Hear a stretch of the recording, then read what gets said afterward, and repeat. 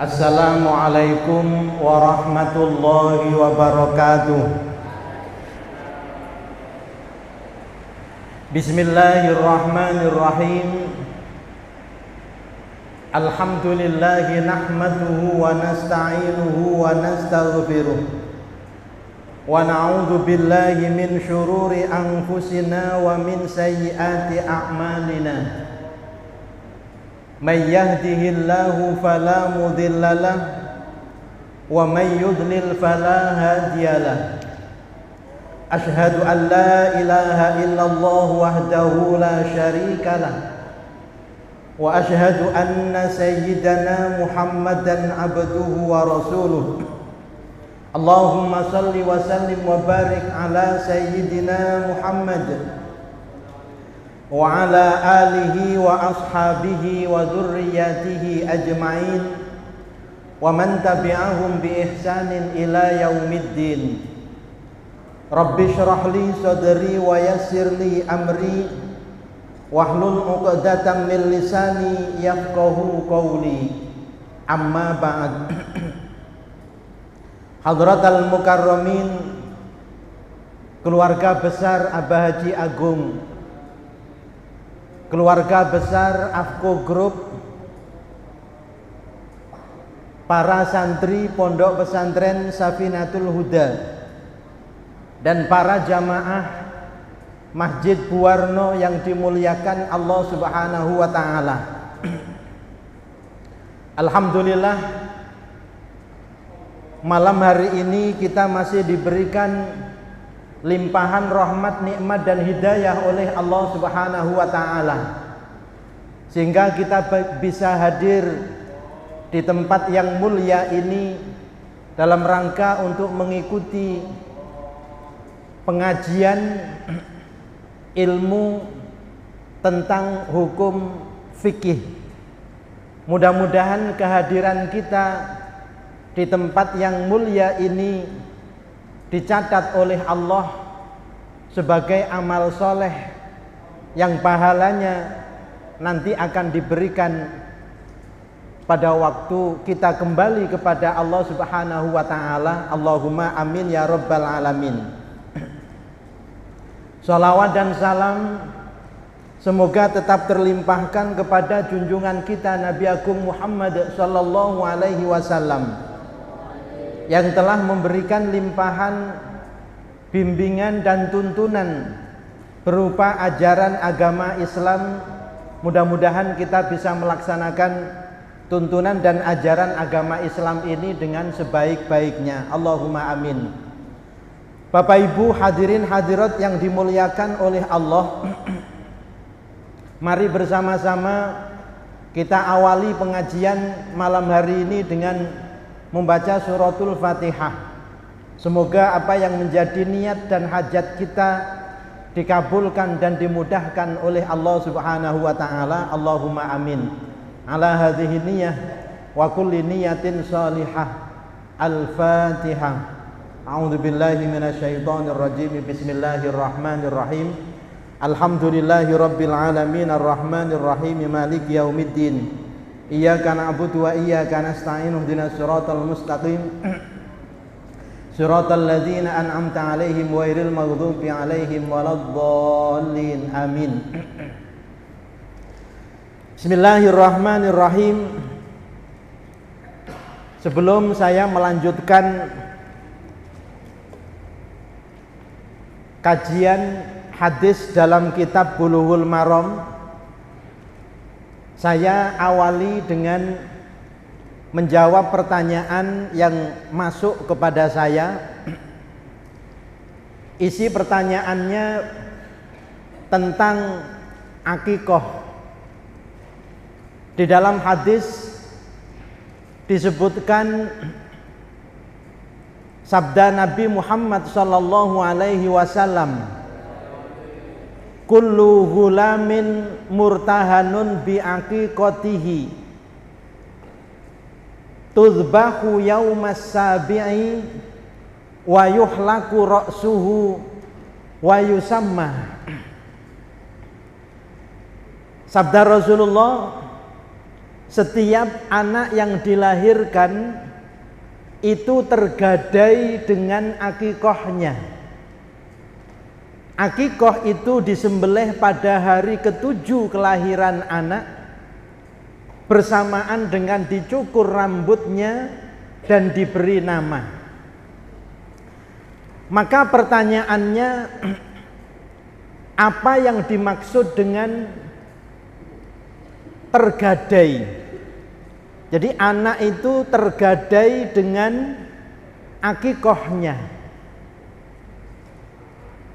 Bapak Ibu yang dimuliakan Allah Subhanahu wa taala, para ulama menjelaskan maksud hadis ini, di mana setiap anak yang dilahirkan itu tergadai oleh akikohnya.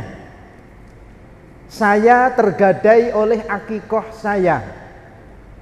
Sampean juga tergadai oleh akikoh sampean.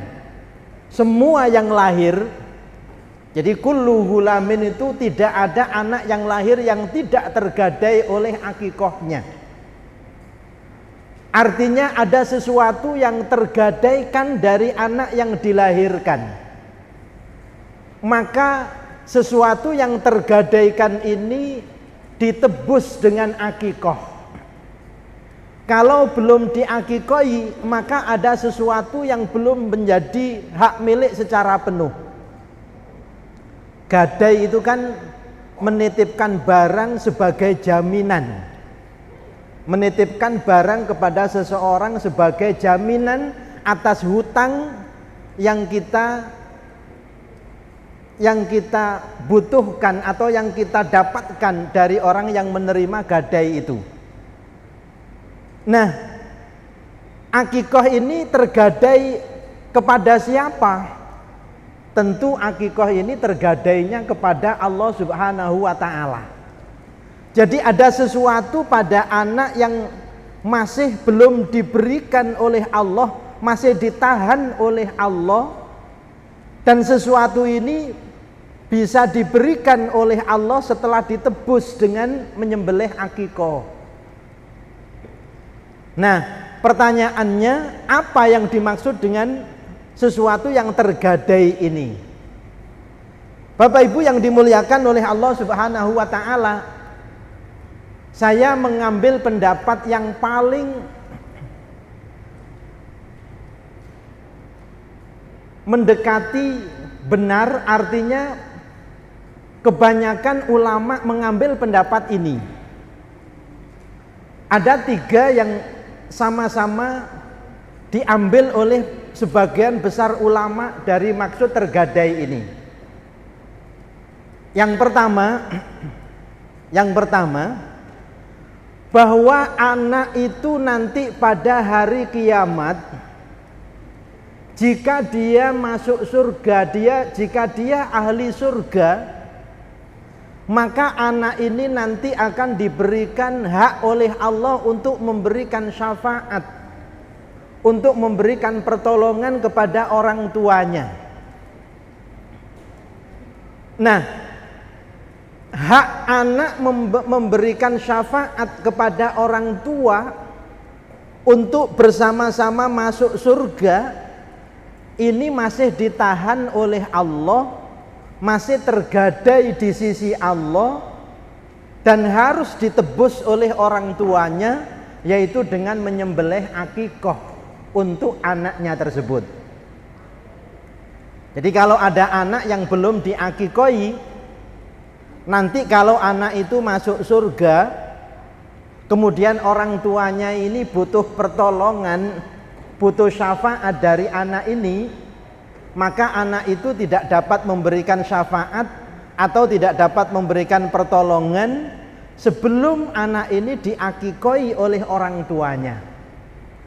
Jadi yang tergadai itu adalah hak memberikan syafaat oleh anak ini kepada orang tua. Itu yang pertama. Yang kedua, Bapak Ibu yang dimuliakan oleh Allah Subhanahu wa ta'ala, anak yang tumbuh menjadi anak yang soleh, anak yang tumbuh menjadi anak yang soleh, maka setiap kebaikan yang dikerjakan oleh anak itu, kayak sampean seperti ini mondok, sampean di pondok ini istiqomah sholat jamaah sampean, di pondok sampean juga istiqomah ngaji Al-Quran, bahkan menghafalkan Al-Quran. Kemudian di pondok sampean juga belajar ilmu. Semua ini adalah amal soleh. Semua ini adalah amal soleh. Nah, orang tua kalian yang memondokkan sampean di pondok ini akan mendapatkan pahala dari setiap kebaikan yang sampean kerjakan apabila sampean sudah diakikoi oleh orang tua sampean. Halo? Paham?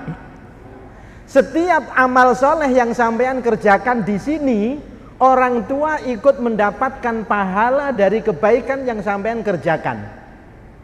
Tidak mengurangi pahala sampean sedikit pun, tapi diberikan sendiri oleh Allah Subhanahu wa ta'ala. Itu baru bisa diperoleh oleh orang tua jika orang tua sudah menyembelih akikoh untuk anaknya tersebut.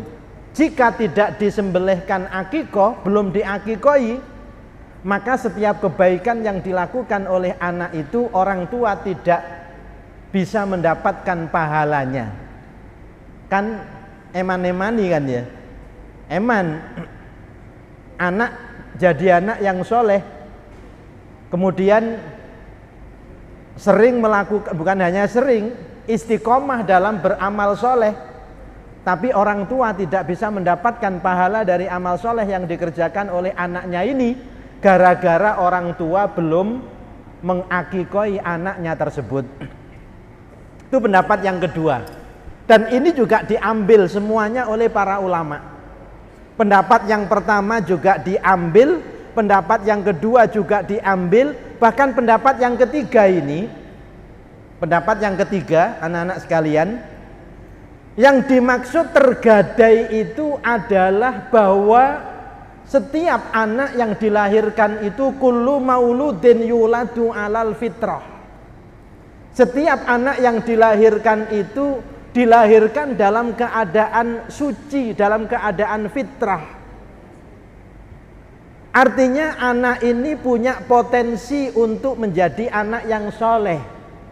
Kalau perempuan punya potensi untuk menjadi anak yang solihah. Makanya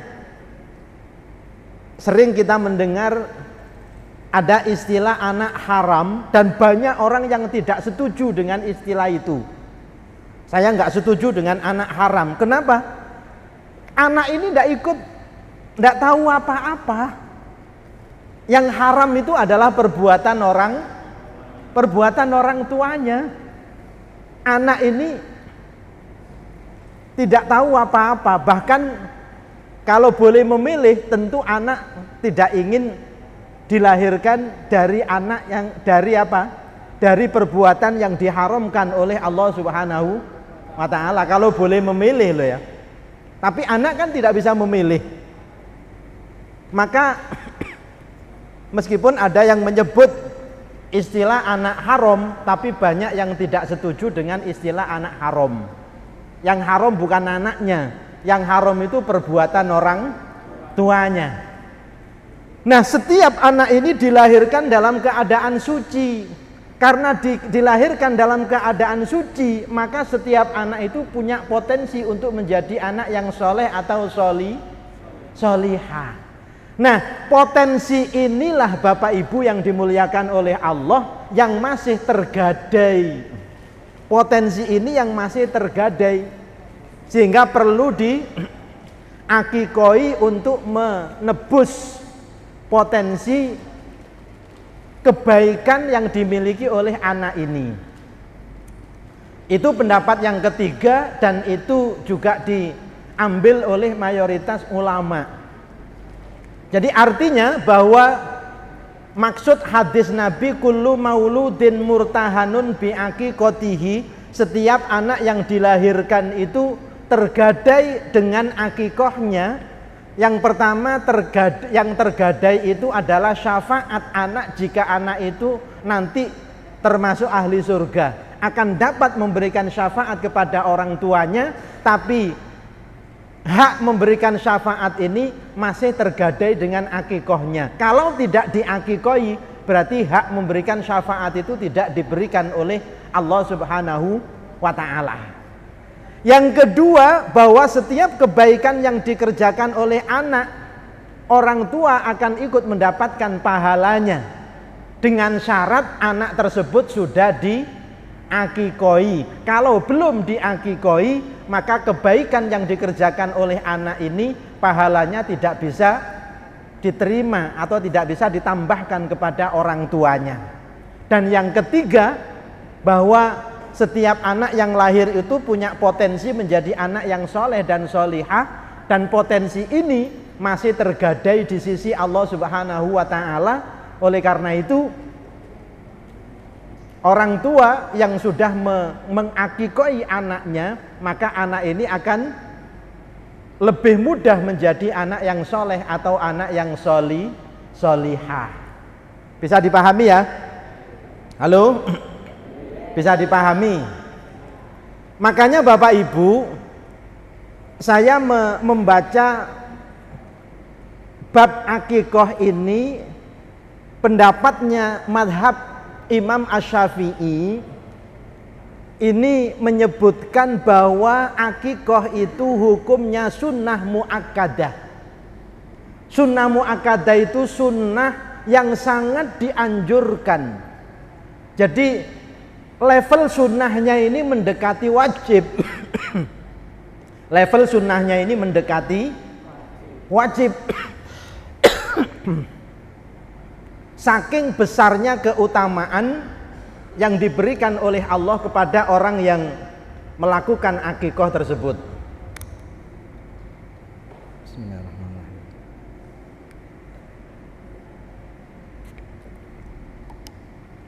Saking semangatnya ini. Allahumma sholli ala Sayyidina Muhammad.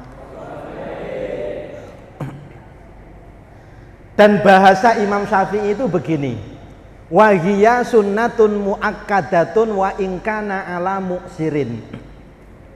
Orang tua itu betul-betul sangat dianjurkan untuk bisa segera mengakikoi anaknya, meskipun kondisi orang tua ini sulit. Wa ingkana ala muksirin. Jadi kondisinya sulit itu maksudnya untuk bisa ngakikoi anak ini harus betul-betul berjuang, nabung dulu atau nyelengi dulu sedikit demi sedikit, baru kemudian bisa mengakikoi anaknya. Dengan cara begitu itu oleh Imam Syafi'i tetap dianjurkan. Artinya menjadi amal yang diprioritaskan. Nek wis duwe anak nang cepet-cepet diakikoi.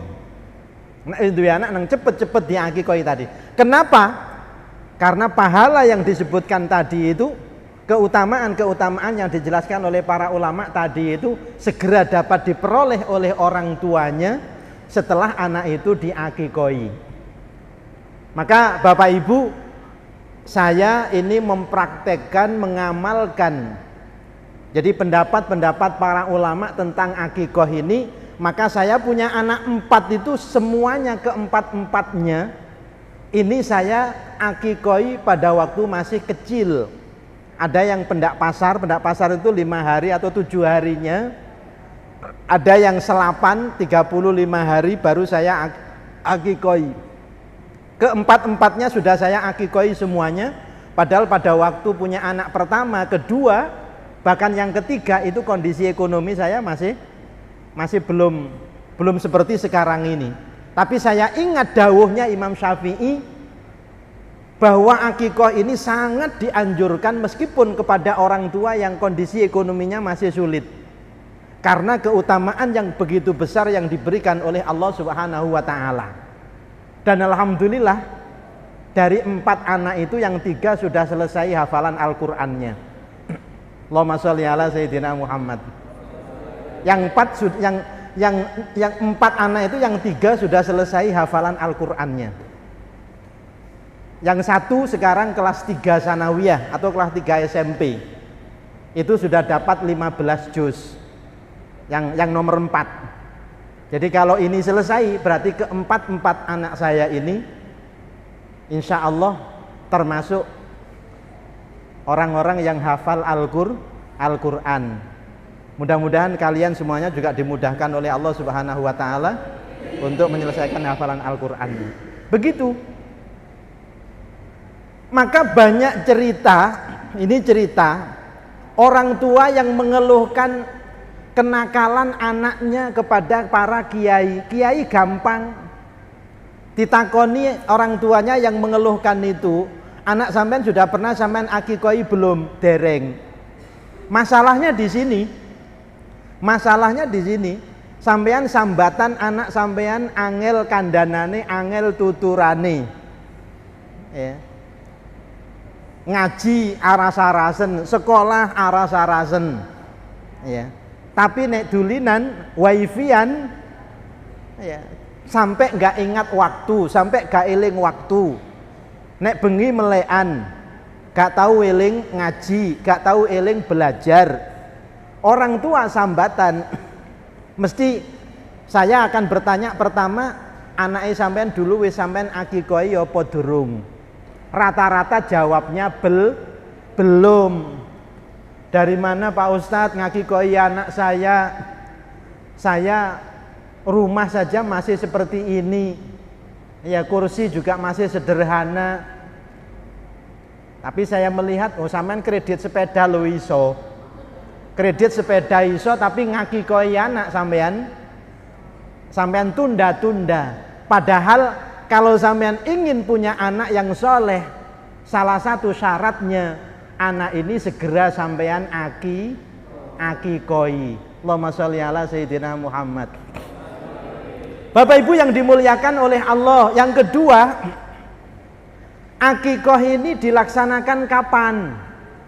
Sunnahnya itu dilaksanakan pada hari ke-7 dari kelahiran anak tersebut. Itu sunnahnya dan yang lebih utama.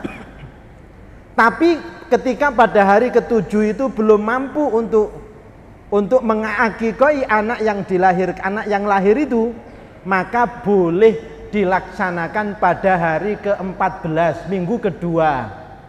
Minggu kedua belum mampu, boleh dilaksanakan pada minggu ketiga.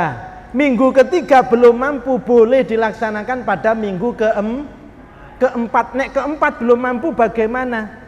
Masih boleh dilaksanakan setelah itu sampai kapan? Sampai anak ini usianya menginjak balik.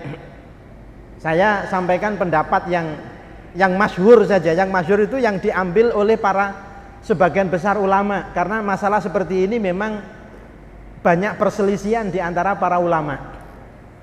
Kalau saya sampaikan semua pendapat nanti sampean malah bingung karepe dhewe. Bapak Ibu, sampai anak tadi itu menginjak balik. Lah nek wis balik mari ngono gurung diakikoi mbek wong tuane bagaimana? Kalau sudah menginjak balik kok ternyata belum diakikoi oleh orang tuanya, maka akikoh ini berpindah dari orang tua kepada anak itu sendiri. Halo? Anak bayi yang lahir mulai dari hari ke-7 sampai balik, iku yang mengakikoi adalah orang tuanya. Sing ngakikoi wong tuane. Tapi nek wis mulai balik, ini belum diakikoi, maka yang mengakikoi adalah anak itu sendiri, ngakikoi dirinya sendiri. Nah, tapi yang belikan kambing orang tua, yang punya uang orang tua, dan baru punya uang baru bisa beli kambing setelah balik. Ndak apa-apa. Cuma ketika orang tua membeli kambing itu nanti kambingnya bukan disembelih untuk akikoh anaknya yang sudah balik, tapi diserahkan kepada anaknya. Nak, ini kamu saya belikan kambing. Dulu waktu kamu belum balik, bapak nggak mampu beli kambing untuk akikoh sampean. Krono sampean saiki wis balik, maka akikoh itu sampean laksanakan sendiri. Lah ini bapak sudah bisa beli kambing, ini saya berikan kepada sampean, silahkan sampean gunakan untuk akikoi diri sampean begitu.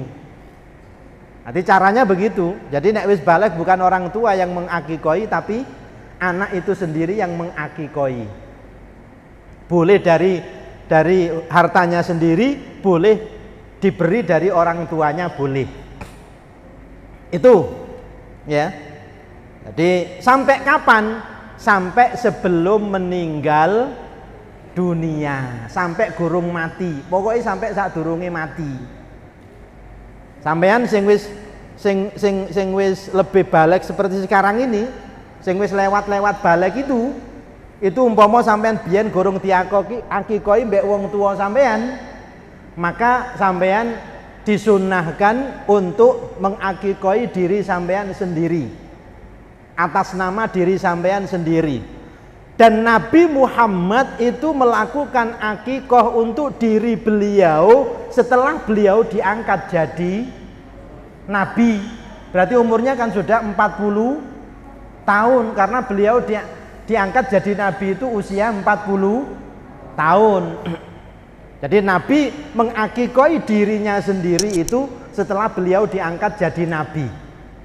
Maka sampean yang sudah umur 40 tahun, 50 tahun, bapaknya nggak pernah nyampaikan kalau dulu sudah pernah diakikoi atau belum, wis diakikoi sendiri mawon. Diakikoi sendiri.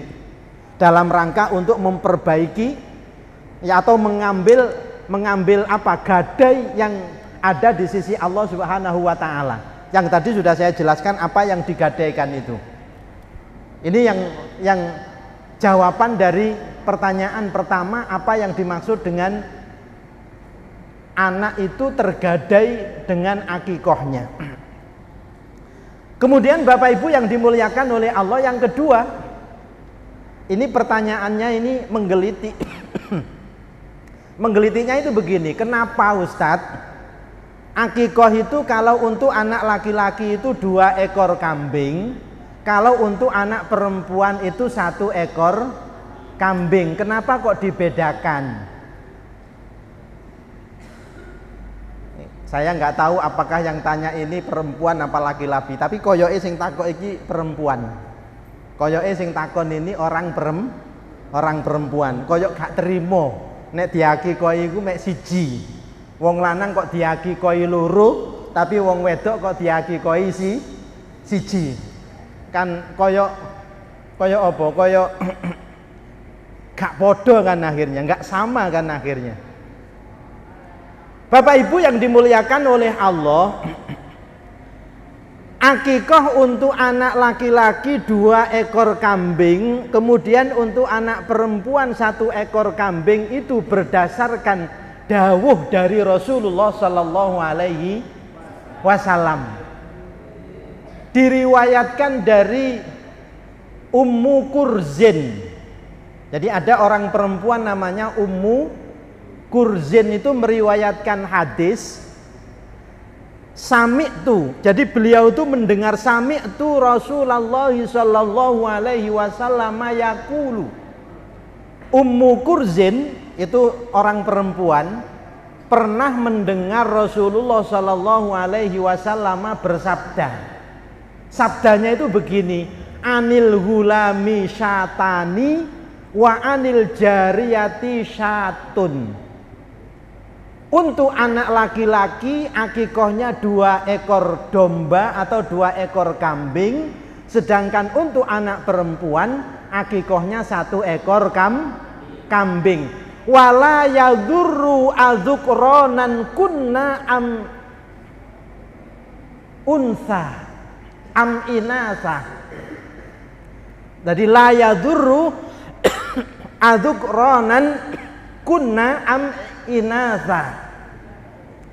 Tidak masalah akikoh itu apakah dengan kambing jantan atau dengan kambing betina. Betua. Tidak masalah apakah akikoh itu dengan kambing jantan atau dengan kambing betina, nggak apa-apa. Ada anak saya yang 4 itu, beberapa anak, salah satunya ini waktu akikoh juga. Jadi kambingnya bukan kambing jantan tapi kambing betina. Tapi besar badannya, ya kambing betina yang besar. Jadi karena ekonominya waktu itu masih belum seperti sekarang, jadi beli kambing, ya untuk beli kambing yang jantan ini masih agak sulit.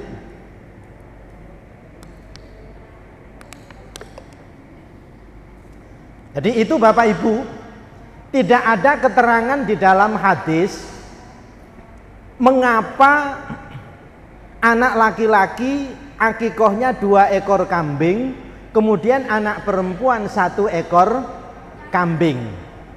Tapi bisa dicari jadi hikmah, alasan dibalik syariat ini.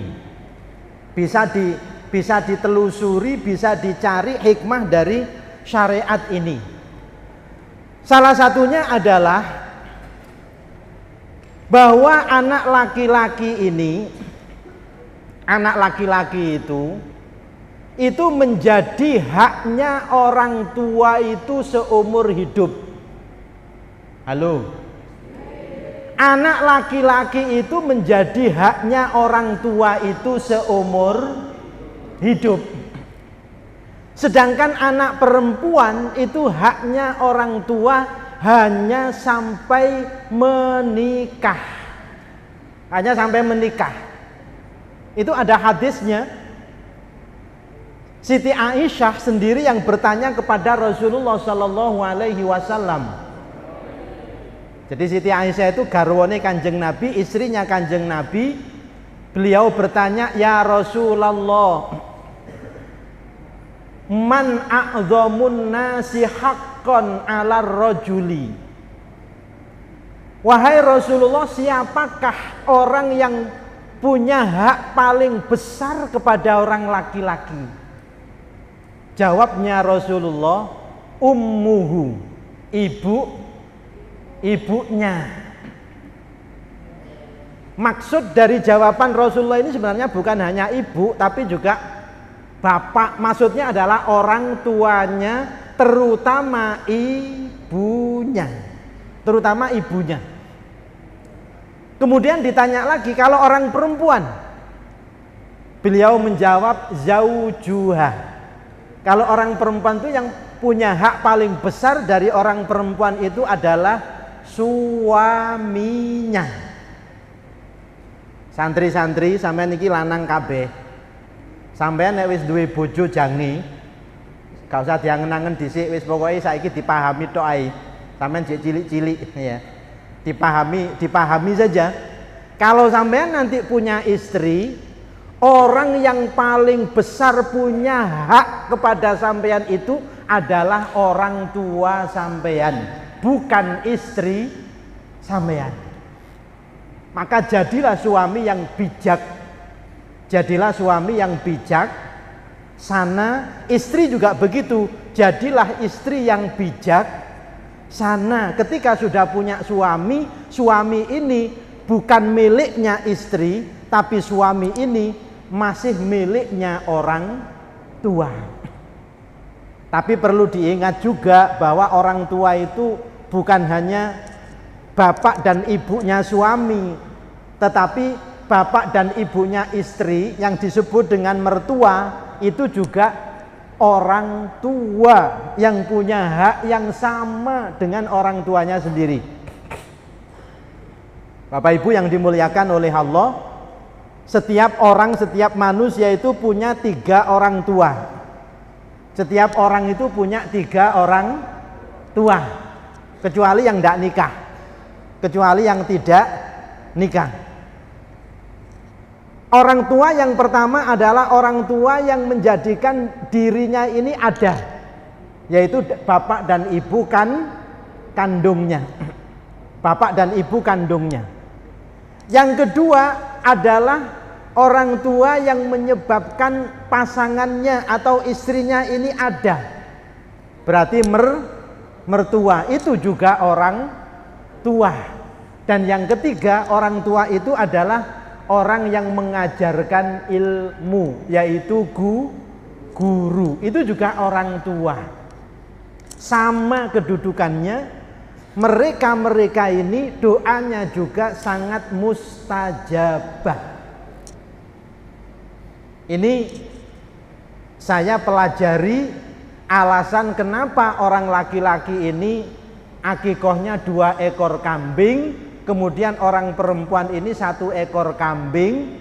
Maka salah satunya ini bukan alasan tapi hikmahnya, karena anak laki-laki itu masih menjadi haknya orang tua seumur hidup, sedangkan anak perempuan itu menjadi haknya orang tua itu sampai menikah. Ketika sudah menikah, maka orang perempuan itu yang punya hak yang paling besar dari orang perempuan itu adalah suaminya. Ini tentang akikoh Bapak Ibu yang dimuliakan oleh Allah Subhanahu wa taala.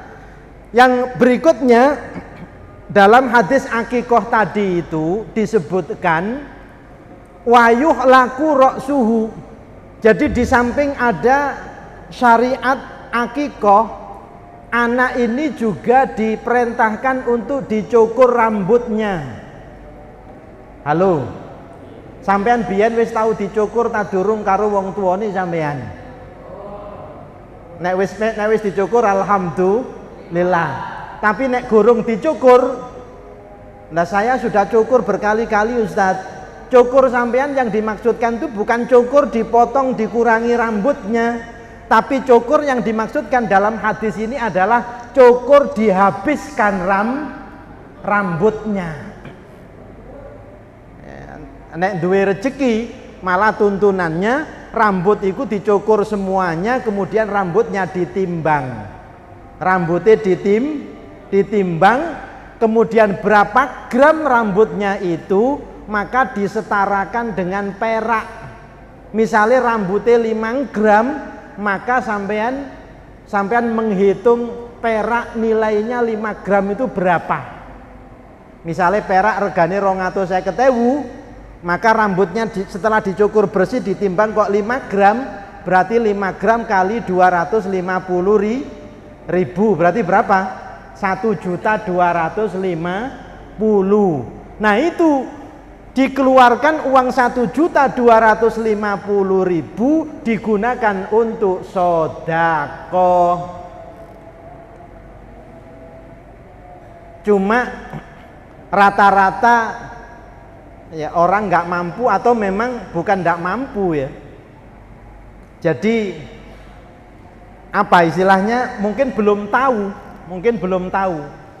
sehingga oleh orang-orang Jawa tradisi ketika ngakikoi anak itu dicukur rambut, nduk jerone apa baskom yang ada airnya, ada kembangnya, itu biasa dikei duit kan. Sakjane duwike itu Bapak Ibu itu diukur dipadakno karo gramane rambut. Rambutnya pirang gram, jadi dicukur dhisik, rambutnya kemudian ditimbang, baru kemudian dinilai dengan perak seberat rambutnya tadi itu.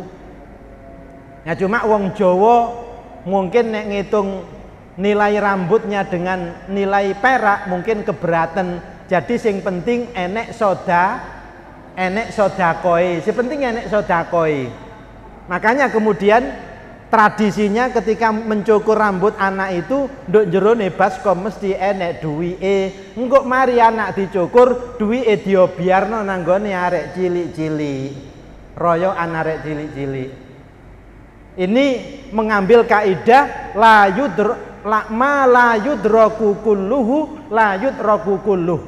Sesuatu yang tidak bisa dilaksanakan semuanya bukan berarti ditinggalkan semuanya. Itu kaidahnya begitu. Misalnya tadi saya contohkan mesti ini rambutnya iki 5 gram itu nek diregani perak itu 1.250.000. Krono nggak mampu sodako 1.250.000, akhirnya sodakoi 50.000 digawe duit receh. Itu ndak apa-apa. Anggo nek wis dadi wong sugih yang 1.200.000 ditambahkan disodakokan atas nama anak ini ya untuk apa? Jadi mendoakan anak ini tadi supaya dijadikan anak yang soleh oleh Allah Subhanahu wa ta'ala. Itu yang kedua. Jadi setelah akikoh ada cukur rambut. Nyukur rambut itu kudu dicukur gundul. Kalau saya sudah gundul berkali-kali. Ya, ketika haji, ketika umroh gundul. Anak saya keempat-empatnya semuanya saya cukur gundul pada waktu masih kecil. Karena itu syariatnya begitu. Cuma sodakoi sing belum bisa senilai berat rambut dinilai dengan beratnya perak. Jadi sodako ini masih sekedar sodako. Bapak Ibu yang dimuliakan oleh Allah, para ulama kemudian meneliti dan juga ilmu kedokteran itu melakukan penelitian. Syariat kenapa anak kecil itu dicukur habis rambutnya? Ternyata ini pengaruhnya kepada kecerdasan anak itu sangat luar biasa. Halo, sampean nek rumongso sampean belajar angel, gak nyaut, gak nyantol, bisa jadi dulu waktu kecil gurung tahu digundul sampai bapak ibu sampean. Saiki gundul, nek cukur gundul, ngijoli biyen. Waktu kecil belum pernah dicukur gundul oleh orang tua sampean. Halo? Rambut yang dari rahim, jadi bawaan bayi itu dari rahim, itu rambut yang masih mengandung kotoran, tercampur kotoran. Kalau nggak dihabiskan, itu kotorannya nggak bisa habis. Jadi harus dihabiskan, maka kemudian tumbuh rambut yang baru. Rambut yang baru inilah yang rambut yang bersih, yang dapat membantu kecerdasan anak.